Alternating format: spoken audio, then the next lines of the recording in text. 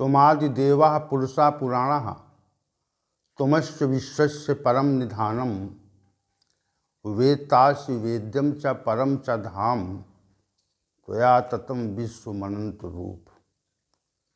वायु यम अग्निवर्ण शशांक प्रजापतिस्त्वं प्रपितामहस्य नमो नमस्तेस्तु सहस्त्रकृत्वा पुनश्च भूयोपि नमो नमस्ते।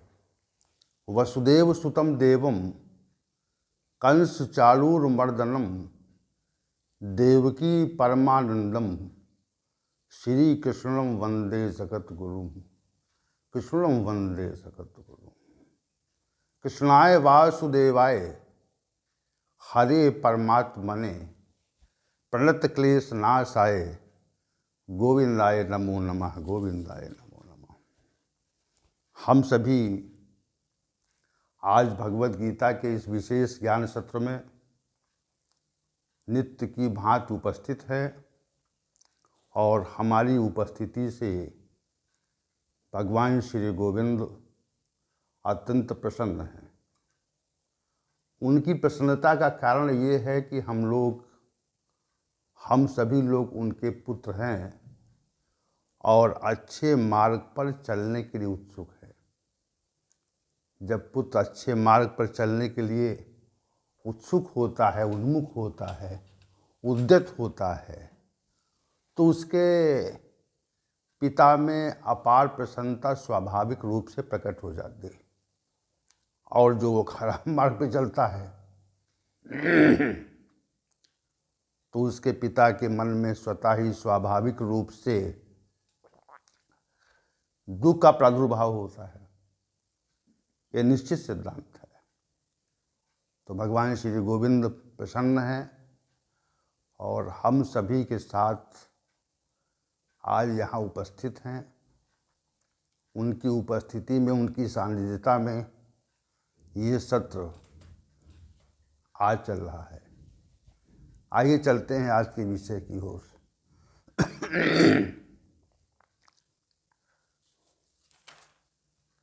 हम सभी ने कल तक श्लोक संख्या 19 और 20, अध्याय संख्या 18 पर विचार किया था। इसमें श्री भगवान ने राजसी ज्ञान और सात्विक ज्ञान के संदर्भ में विशेष बात कही थी। सात्विक ज्ञान वो ज्ञान है जिससे मनुष्य जो है वह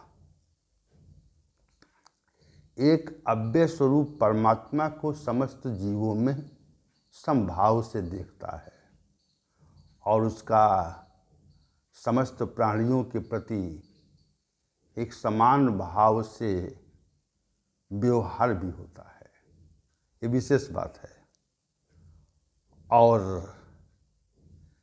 राजसी ज्ञान में श्री भगवान ने ये कहा था कि जो समस्त भूतों में नाना प्रकार के भाव हैं, जो पृथकता है, एक रूपता नहीं है।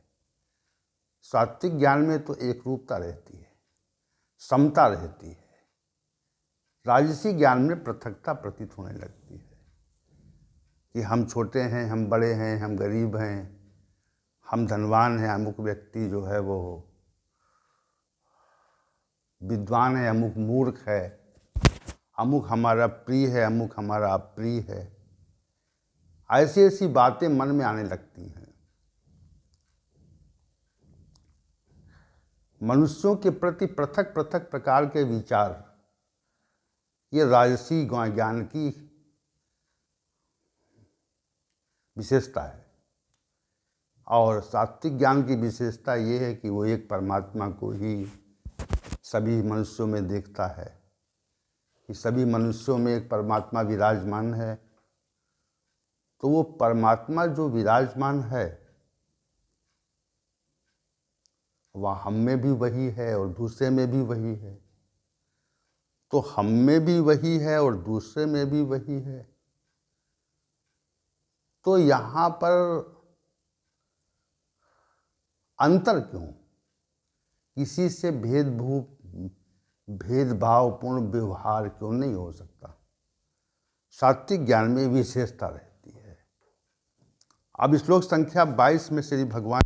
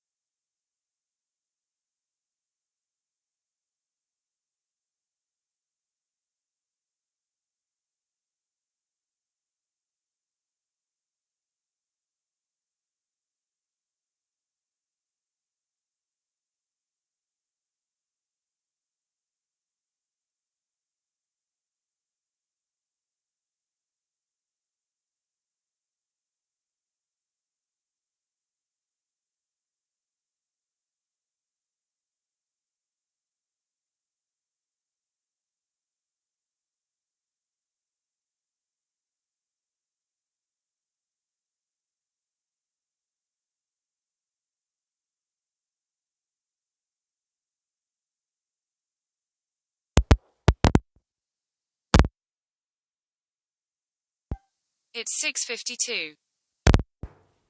वहीं से प्रणाम प्रणाम वहीं से सभी को सादर प्रणाम है भाई। सभी लोग आप पधारे, अच्छा लगा। और आपकी उपस्थिति से ये जो सत्र है ये गौरवान्वित हुआ। आप जैसी विभूतियाँ तो इस संसार में कम ही हैं। सत्य में आप हम पर कृपा करने के लिए पधारे और आपकी उपस्थिति से ये सत्र गौरवान्वित हुआ और गौरव का अनुभव कर रहा है। श्री भगवान तो प्रत्येक स्थान पे रहते हैं, लेकिन उनके पार्षद जो हैं वह सगुण रूप में, साकार रूप में जहाँ पर उपस्थित हो जाते हैं वहाँ पर सत्र विशेष हो जाता है। तो आपकी गरिमामयी उपस्थिति हुई, हमारी ओर से आपको कोटि चरण वंदन, कोटि प्रणाम। और सभी को आप अपने आशीर्वचन से गौरवान्वित आशीर्वचन दें और सभी पर अपनी कृपापूर्ण दृष्टि डालें और भगवान श्री गोविंद की सानिध्यता में आप निरंतर रहें, ऐसी हमारी विशेष इच्छा है। जय श्री गोविंद। तो हमारा जो कथन था, आज हम तामसी ज्ञान के संदर्भ में चर्चा कर रहे हैं। श्लोक संख्या 22 जो तामसी ज्ञान है उस संदर्भ में चर्चा चल रही है। तो तामसी ज्ञान क्या है? इसमें श्री भगवान ने पहले कृतस्नवत एकस्मिनि कार्ये सक्तम, ये पूर्वार्ध अंश में ही कहा है। पूर्वार्ध अंश में ही ये बात कही, परंतु जिस ज्ञान के द्वारा एक कार्यरूप इस शरीर में ही कृतस्नवत पूरी तरह से, समग्रता से, सभी प्रकार से, सभी भावों से आसक्त रहता है। शरीर ही सब कुछ है और शरीर के सुख के लिए ही हमारी समग्र प्रतीलता होनी चाहिए। और तामसी मनुष्य की समग्र प्रतीलता केवल शरीर के लिए होती है।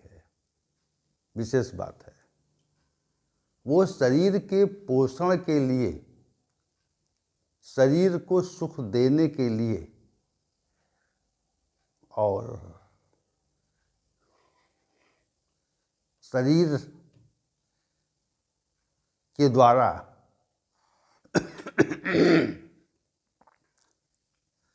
विषय भोग प्राप्त हो सके, इसके लिए उसके समस्त क्रियाकलाप होते हैं। वो ये मान लेता है, मौलिक रूप से ये मान लेता है कि ये शरीर ही सब कुछ है। जो हमको प्रतीत होता है, जिससे हमारा व्यवहार हो रहा है, वह शरीर ही सब कुछ है। यहाँ पर अन्य कुछ भी नहीं है। विशेष बात, हम जब अपने शरीर की ही ओर दृष्टि डालते हैं और संसार की ओर दृष्टि डालते नहीं, संसार कैसे चल रहा है, क्या व्यवस्था है, कौन व्यवस्था करता है, इस विषय का विचार जब मनुष्य के अंदर समाप्त हो जाता है, खत्म हो जाता है, तो समझना चाहिए उसके अंदर तामसी ज्ञान की प्रमुखता है। तामसी ज्ञान के कारण ऐसी स्थिति आती है कि हम केवल शरीर में आसक्त हो जाते हैं। हमारी जो आसक्ति है वो एकमात्र शरीर में ही रहती है और शरीर में आसक्त होकर के हम नाना प्रकार के कार्य करते हैं। शरीर से ही व्यवहार, हमें कष्ट न हो, संसार में किसी को कष्ट हो जाए इससे क्या लेना देना। कृतस्नवत कहा है, श्री भगवान ने कृतस्नवत कहा है, संपूर्णता से, समग्रता से। दो बातें हैं, एक बात तो स्वयं के उपभोग के लिए है और दूसरी बात स्वयं से संबंधित लोगों के उपभोग के लिए है। और तीसरी बात अन्य लोगों के उपयोग के से संबंधित है। और चौथी बात समस्त प्राणियों के हित की बात है। 4 बातें हैं, 4 तथ्य हैं, 4 सिद्धांत हैं। तो पहला जो सिद्धांत है वो मनुष्य के द्वारा स्वयं के उपभोग से आरंभ होता है।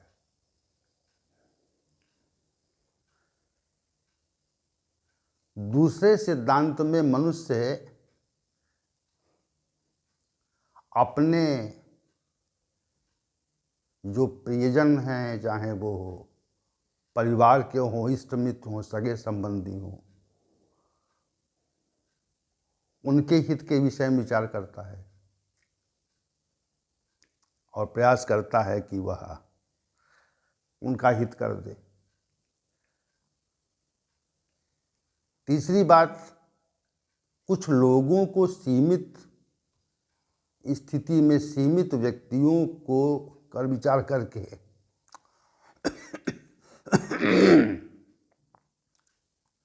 हमारे जो सहयोगी हैं, हमें जो काम आते हैं, हमारे साथ में लगे हुए हैं,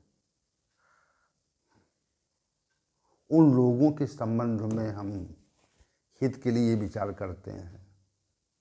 तो यहाँ से परमार्थ का भाव आरंभ हो जाता है। और फिर जो आत्यंतिक स्थिति है, अंतिम स्थिति है, वह सभी के हित की बात के लिए है, कल्याण के लिए है, समस्त लोगों के कल्याण के लिए है। जैसा परमात्मा करता है कि परमात्मा की दृष्टि में सभी लोग एक समान हैं। उसकी दृष्टि में कोई भी अपना नहीं है, सभी अपने हैं। सभी अपने हैं, कुछ लोग अपने हैं। इन दोनों भावों में अंतर है। हम जब सभी को अपना मान के चलते हैं, जैसा परमात्मा मानता है, तो वो ज्ञान सात्विक हो जाता है।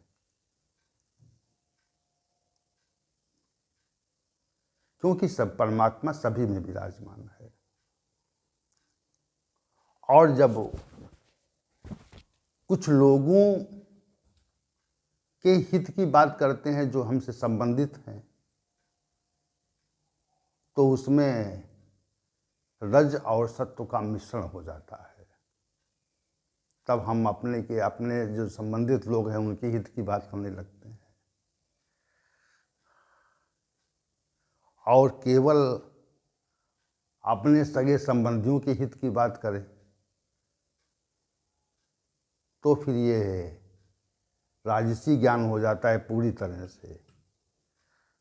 और जब हम केवल स्वयं के लिए ही बात करें, स्वयं के हित की बात करें, स्वयं के संबंध में विचार करें, तो ये ज्ञान पूरी तरह से तामसी हो जाता है। ये भाव भर जाता है। तमोगुणी मनुष्य में तमोगुण की प्रबलता के कारण ये भाव बढ़ जाता है कि हमारे शरीर से ही सब कुछ होना है, शेष कुछ नहीं है। संसार में किसी के हित पर विचार नहीं होता। तो श्री भगवान ने कहा, एकस्मिन् कार्ये कृतस्नुवत् सक्तम्। एक का रूप शरीर में समग्रता से जो आसक्त है वो तमोगुणी व्यक्ति है। उसमें निद्रा, आलस्य, प्रमाद की प्रमुखता रहती है। निद्रा भी रहती है, आलस्य भी रहता है, प्रमाद भी रहता है। वो जब निद्रा से उठता है, प्रमाद से उठता है, आलस्य छोड़ता है, तब वो स्वयं के विषय में विचार करता है, केवल स्वयं के विषय में। निद्रा से जागेगा तो स्वयं की बात, आलस्य और प्रमाद से कभी मुक्त होने होगा तो स्वयं के विषय का विचारण, कि हमको कैसे सुख मिले, कैसे विषय भोग हो, इस बारे में विचार करेगा। क्यों करेगा? क्योंकि तमोगुण की प्रबलता है, तमोगुण की प्रखरता है, तमोगुण का दबाव है। पूरी तरह से तमोगुण में आसक्त व्यक्ति स्वयं के संबंध में ही विचार कर सकता है, अन्य के संबंध में विचार नहीं करता, वो कोई विचार नहीं करता। तो श्री भगवान ने कहा ये अहेतुकम है, स्वयं के संबंध में केवल विचार करना ये तर्कसंगत बात नहीं है, ये शास्त्र सम्मत भी नहीं है, मनीषी संगत भी नहीं है, अहेतुकम है, इसका कोई आधार नहीं है, यह बिना आधार वाला है, बिना युक्ति वाला है। हम जब स्वयं के संबंध में विचार करते हैं तो ये पाते हैं कि संसार में कुछ नहीं है,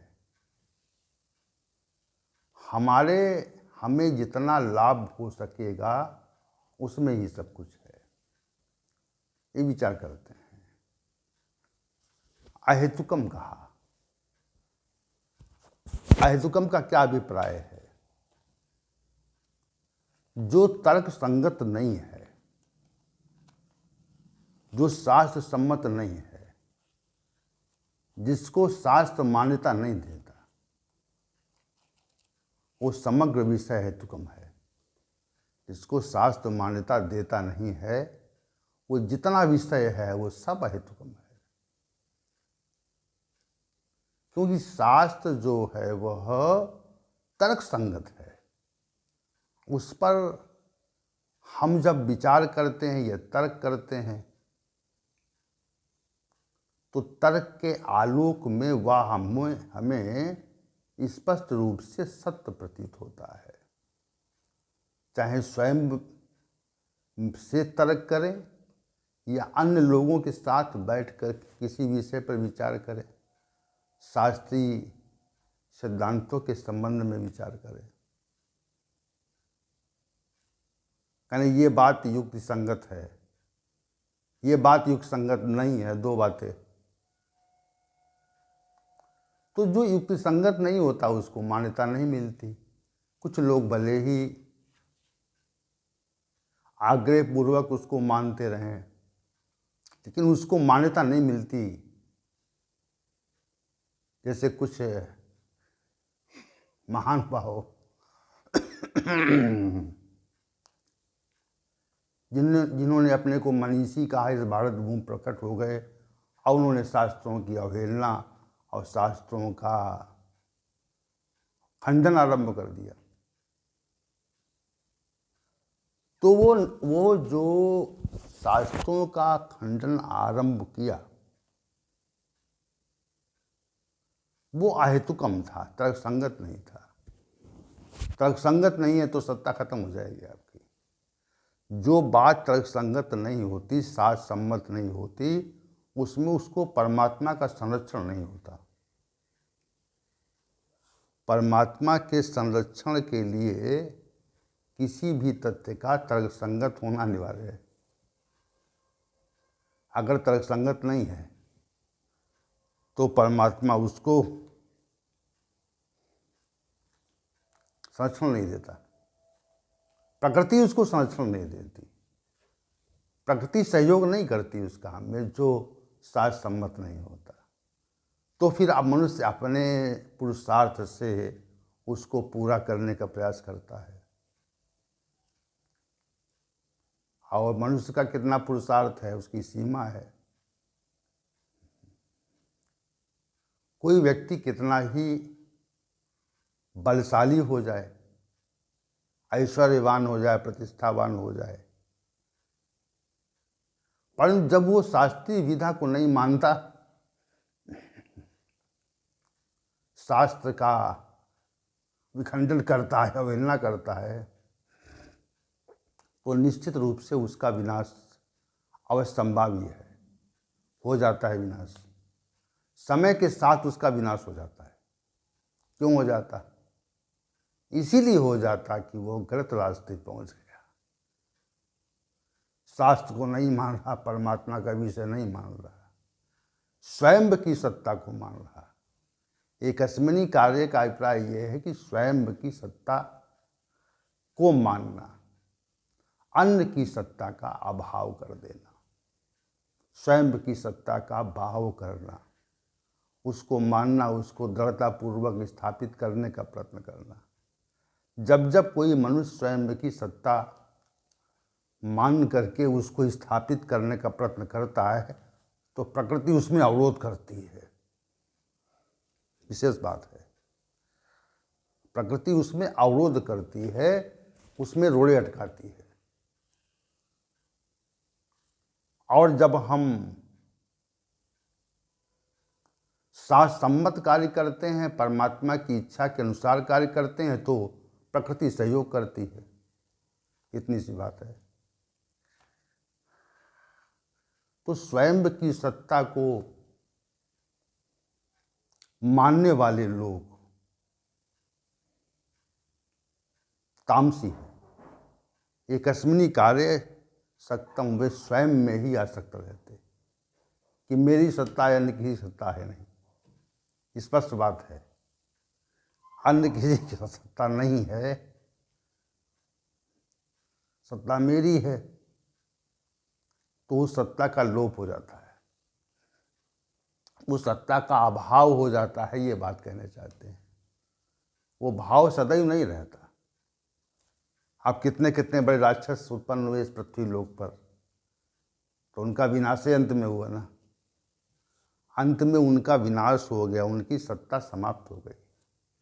एकस्मिनी कार्य सक्तम महतुकम, युक्ति संगत सत्ता का आश्रय नहीं लेता, स्वयं में आसक्त रहता, स्वयं की सत्ता स्थापित करना चाहता है, तो नष्ट हो जाएगा। इसमें कोई दो मत नहीं है, एक ही मत है। तो और आगे कहा तत्वार्थवत, उसमें तत्व नहीं है, वो तात्विक नहीं है, तात्विक अर्थ नहीं देता, तात्विक अर्थ न देने के समान है, अतत्वार्थवत है।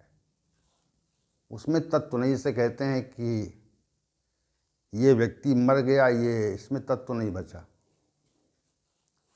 किसी औषधि में या किसी में उसके गुण निकाल लिए गए, उसमें तत्व नहीं बचा। वैसे ही सिद्धांत में जब कोई तत्व नहीं बचता तो उसको अतत्वार्थम मत कहा जाता है। तत्व बचा ही नहीं, शेष ही नहीं रह गया। तत्व शेष नहीं है तो अतत्वार्थवत है। और श्री भगवान कहते हैं ऐसा ज्ञान जो है वो तामसी ज्ञान है, वो न तो राजसी है ना सात्विक है। तो तामसी ज्ञान की विशेषता को प्रतिपादित किया श्री भगवान ने। तामसी ज्ञान की विशेषता से को वर्णित किया।